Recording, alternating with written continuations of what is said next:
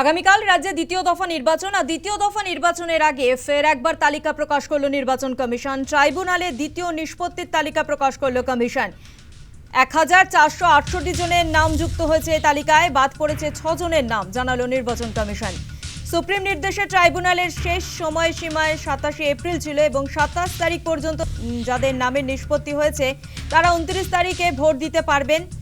কমিশনের ওয়েবসাইটে দেখা যাবে এই তালিকা। এই বিষয় নিয়ে বিস্তারিত জানাবে ফোন লাইনে রয়েছে প্রতিনিধি প্রীতি পাত্র। প্রীতি, ঠিক কি জানানো হয়েছে কমিশনের তরফ থেকে?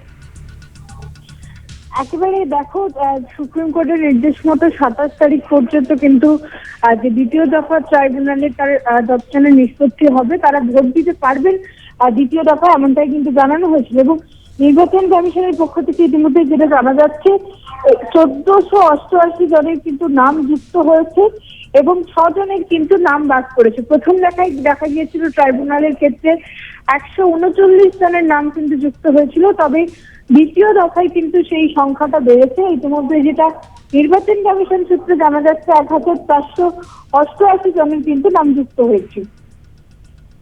ধন্যবাদ প্রীতি।